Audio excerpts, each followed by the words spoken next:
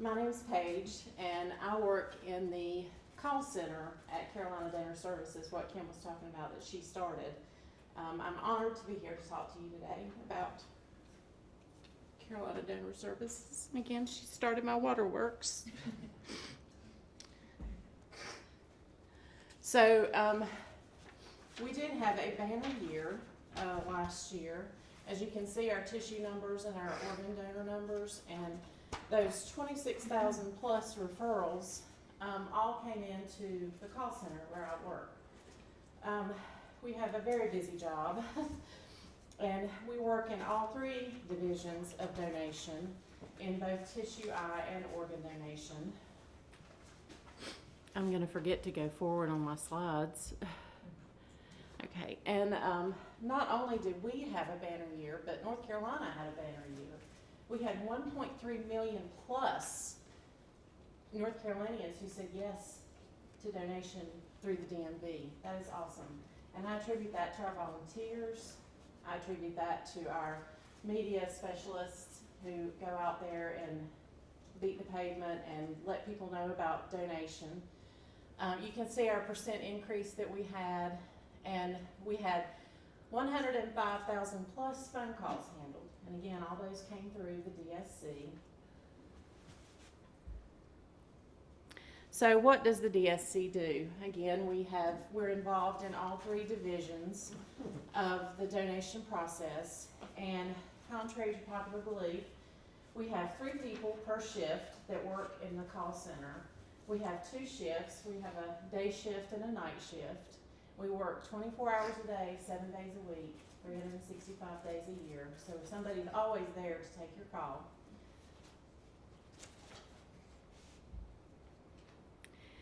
And we have partnerships with 102 hospitals, over 77 counties in North Carolina. So we cover a large area. The dark blue area, the big area, that's all covered by Carolina Donor Services. The smaller area is covered by LifeShare of the Carolinas, and that's a different organization. But we are very proud of our dark blue area, that we cover so many areas, so many counties in North Carolina.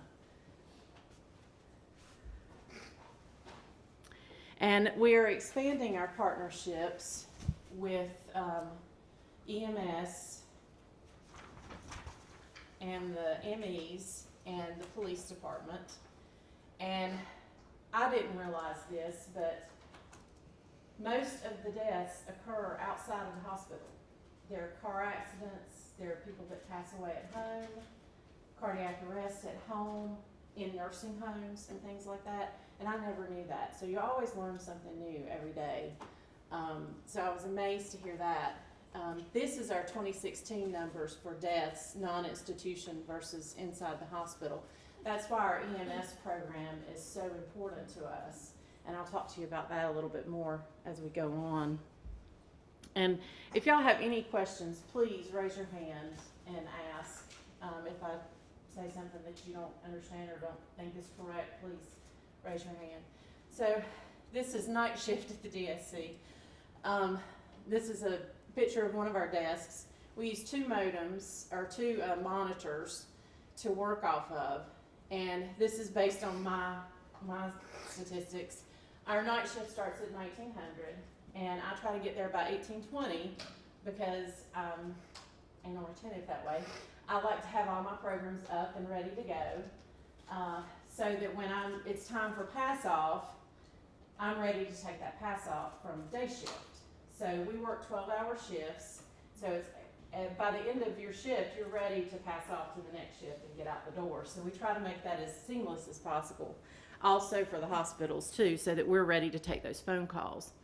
So we take on average 70 plus referral calls a day. And I think that's kind of conservative, but we take calls from, between taking referral calls from the doctors at the hospital and the nursing staff, we also get calls from EMS, from funeral homes, from medical examiners, from our eye bank, our decedent affairs, nursing supervisors and nurses. We also make calls to our administrative coordinators and our organ coordinators all day long. So we are always on the phone. So I've mentioned the word referral a couple of times. So what is a referral? What do y'all think a referral is? Anybody? I know y'all are out there. I can hear you wiggling in your seat. Okay, so a referral is when the doctor or nurse calls in and they say, I've had a patient that's just passed, I need to give you their information. And so we start the referral process. And that's just some of the basic information that we are trying to get from the doctors and the nurses so that we can make a decision on whether that patient is going to be suitable or not for donation. Now, our goal in the call center is to keep our calls as short as possible. So we try to get as much information from the doctor and nurse that we can in a short amount of time. Once we have all that information, then we can go into their medical record on an electronic medical record and get the more detailed information. Now, we don't have access to all of our hospitals by electronic medical record, but we do have a lot of them that we're able to access. And here's another graph that talks about the number of tissue referrals we had in 2019. But I want to point out the charts that we reviewed on that far graph where we went from 2015 to basically none to 2019.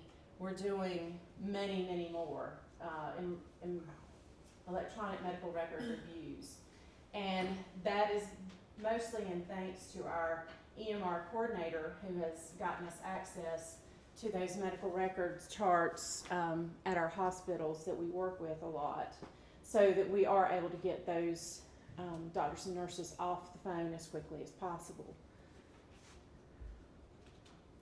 So March was one of our big months last year, and we had almost 10,000 calls taken, and an average of 4 minutes and 29 seconds. So that 4 minutes and 29 seconds, I am very proud of, because we are critiqued on our call times. That is one of the things that we are graded on each time when we have our monthly employee reviews. And our goal is, like I said, to get the doctors and nurses off the phone as quickly as possible, because we know that their patients are a top priority. So we don't want to keep them from their patients any more than we have to. So that number is very exciting. We had 2,405 referrals that we took. We reviewed 693 medical records.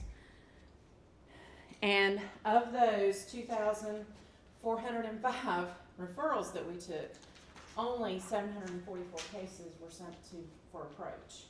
That means that those other referrals, for one reason or another, were ruled out, and they were not able to be sent for approach. And that is in our process of our EMR reviews, through reviewing our many pages of criteria with our processors and things like that.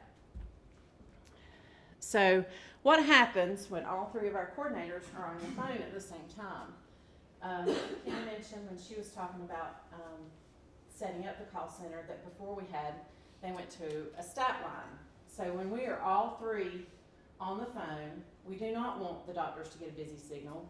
We do not want the doctors to get, or nurses to get, a recording saying, please call back again. We want them to be helped. We want them to be able to have their questions answered and to be able to talk to somebody. So when we're all three on the line, it rolls to stat line. And these calls are, again, very brief. They get basic information, and then they send us an email in the call center to let us know that, hey, you've got a stat line, you need to call these folks back. And a lot of times, if it's a hospital that we have access to, we can go in and review the chart, and we don't have to call the doctors back and keep them on the phone for hours on end to answer questions. And we know one way or the other whether they're going to be ruled in or ruled out. So what happens after a family consents to donation? So once we send our cases over to our iBank, and they're, like Kim said, they're the ones that make our approaches to our families. And once they have talked to the families and the families consented, and the family fills out a very long medical history and medical social history for their loved one. And once that is done, then we can review that to see if they're going to fit our criteria with our processors. And then once that is decided, then our tissue team goes into the logistical planning. And they're the ones that make all the arrangements to have the patient transported to our Durham office for recovery. And that all happens very quickly. So we have a new processor that takes older age donors. And this is also very exciting. It's called LifeCell. And the new processor takes patients up to 100 years old. And so the reason this is so important is that your older age patients don't have as much collagen. And so when you take a sample, that sample is your sample. It's not going to shrink in processing. And in your young people that have all this great collagen, when you process the tissue, it shrinks. In your older patients, it doesn't. And the reason that is so important is because in your older patients, that skin is fabulous for doing breast reconstruction after a mastectomy for breast cancer. So our overage patients are wonderful for that. And I'll never forget, I had a nurse say, "Oh my God, she's 98 years old, you won't want her, her skin's horrible." And I was like, you'd be surprised what we can use that for. It will help some woman who's gone through breast cancer and in need of breast reconstruction. And so that is absolutely phenomenal that we are able to use those tissues. So that's very exciting. And another new focus is the facilitation of healing and using live cells. So this again is near and dear to my heart because the live cells are used for diabetic ulcers. And it's near and dear to my heart because my husband's whole family is diabetic. And you always hear about diabetic foot ulcers, they don't heal, they're nasty, they're gross. They are nasty and they are gross and they don't heal. But with live cells, they heal miraculously. There was one instance in the news that said this particular person went through 7 or 8 different kinds of treatment, months of being debrided and tried to fix and heal the ulcer, and it didn't help. And the last ditch effort was live cells. And miraculously, within months, her ulcer had healed and she was better, which that is a huge step forward in treating diabetics. And not only is it in diabetics, but it's in older patients for broken bones that do not fuse. They can use live cells in that as well. So that's really cool too. I get excited about the cool stuff we get to do. Even though I'm not getting to do it personally, I do have a little hand in it. These are our organs that we procure: heart, lungs, pancreas, liver, kidneys, intestines. And these are our tissues that we procure. And as always, like I said, our patients, we realize, are the physicians and the nurses' top priority. And so our goal is always to enhance our service, to make our phone calls shorter. And as you can see, from 2015, they were 4 minutes and 55 seconds, and 2019 was that lovely 4 minutes and 29 seconds, which again, I'm very proud of.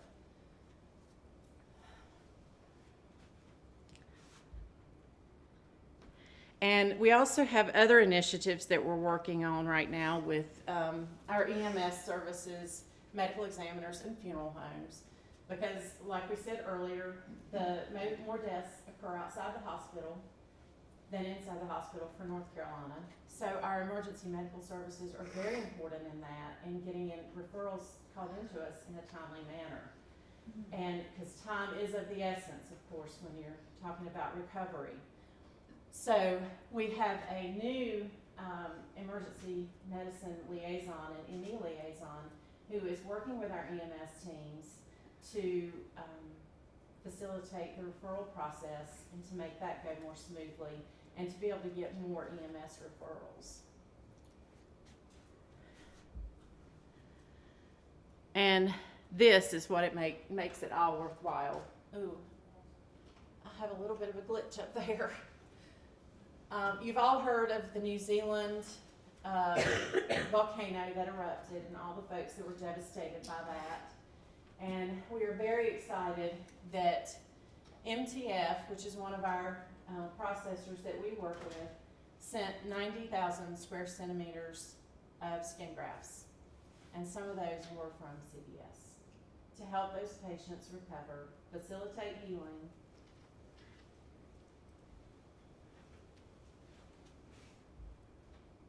Any questions?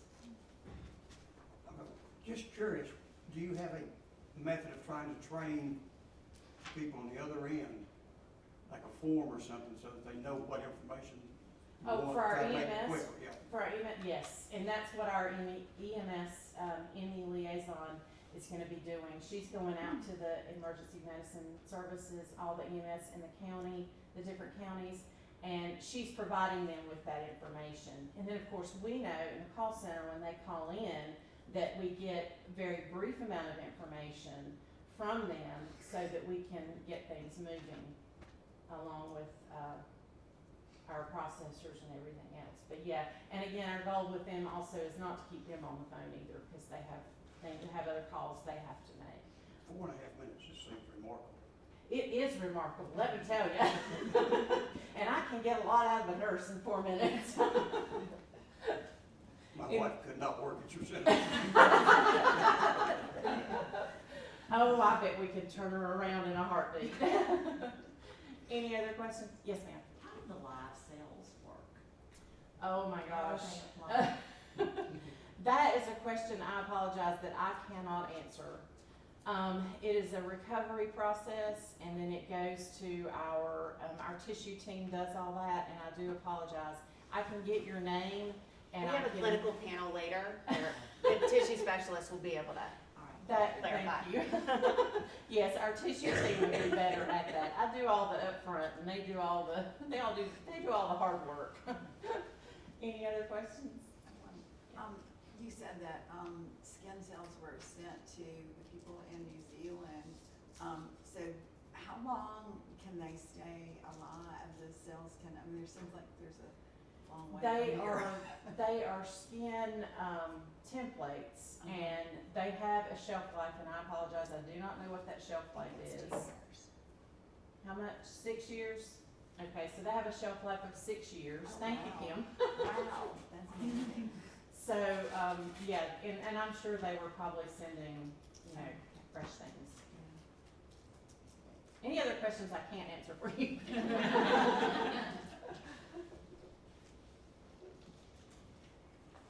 All right. Thank you so much for being so kind.